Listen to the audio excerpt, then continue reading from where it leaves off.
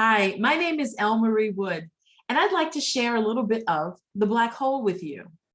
This interesting novella is a combination of a short story and a screenplay. So it tells the tale in two different ways.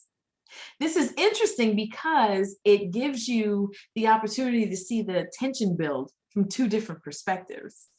It's a realistic horror story, which is different from my psychological horror, quiet horror usual, if you will. So that's kind of interesting and exciting as well, because it dives into some really, poignant real world scenarios that speak of the times and take you on a journey that you can at least recognize a lot of the landscape of.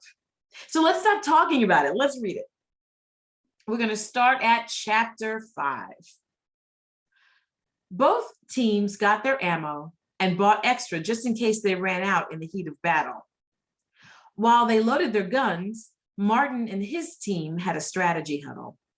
We have to be ready for them to come out of a bag on us. Jeremy knows this is our first time playing. We're not going to let them take us though, right? He questioned. No, man, no. This will be a piece of cake. We just have to stick to the plan. Get the flag and cover each other, Kevin offered. We should make sure we have one person at the fort protecting the flag at all times, just in case they infiltrate somehow, Chuck added. Yeah, I don't know about you, but I want to be out in the middle of things. I want to go for the flag and bring it home, Robert said uncharacteristically. Robert was usually the one who waited for other people to take control of things before he jumped in. He'd been that way for as long as Martin had known him, and that was about 10 years.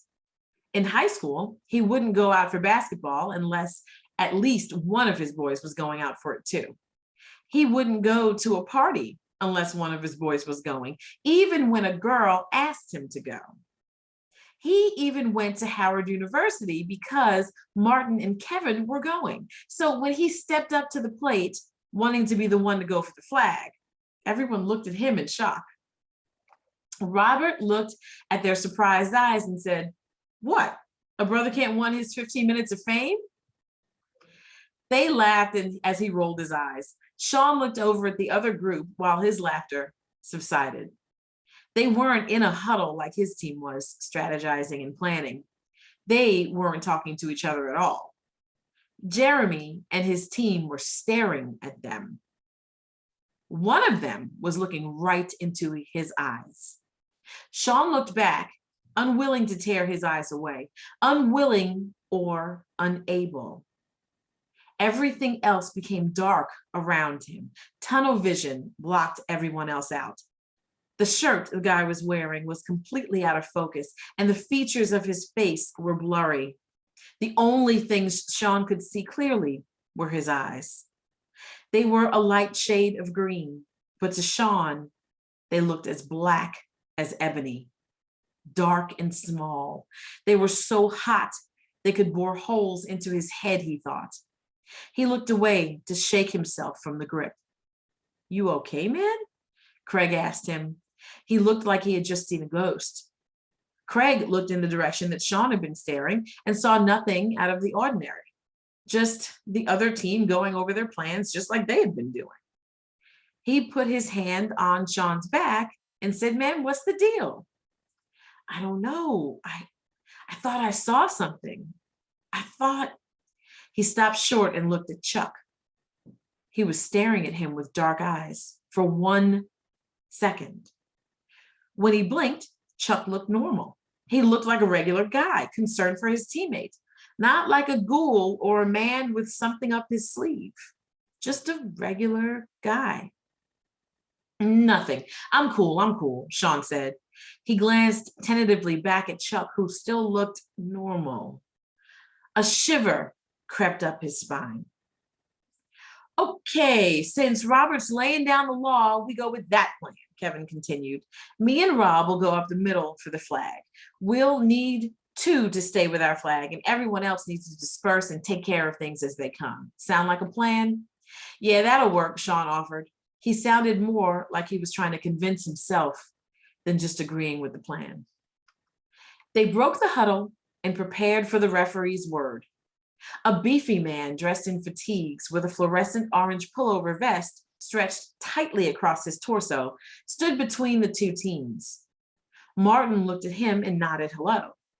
The man returned a smirk and glanced over to Jeremy's team with a knowing glance. Confused, Martin looked at Kevin, who was standing next to him, and said, "Did you see that ref? What's up with that?" "I don't know, man," he said as he looked at Jeremy and his friends. They were ready, mentally and physically. They had all the extras too. They had smoke bombs, sidearms, grenades, you name it. He didn't even know they made those kinds of accessories for paintball. Something about that made him nervous. Martin shook his head lightly. "Don't sweat it," he finished. The referee spoke loudly into the bullhorn. In a muffled voice, he yelled, "The idea is to get the flag and take it to your fort. If you get hit 3 times, you out the game for good. Y'all get that? The game is over when one team is taking the other's flag and when there's only one man standing. Got that? Play to the end, boys. This is war." He held up 2 bandanas, one yellow and one red. "These is your flags. Jeremy's boys got the yellow one and you boys got the red one." He tossed the flag lackadaisically to Martin. "If there ain't no questions, I say let's get this going. Any questions?" No one said anything. "When I blow this whistle, it means y'all got about 1 minute to get to your places. When I blow it again, the game starts. Here she goes." He licked the perspiration off his upper lip and blew into the whistle.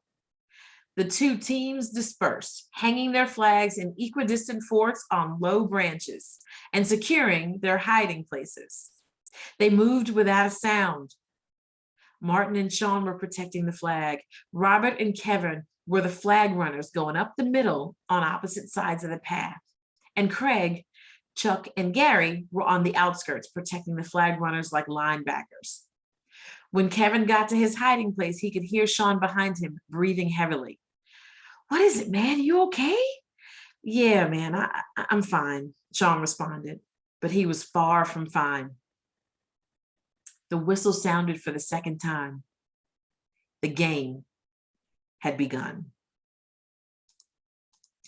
And that is The Black Hole.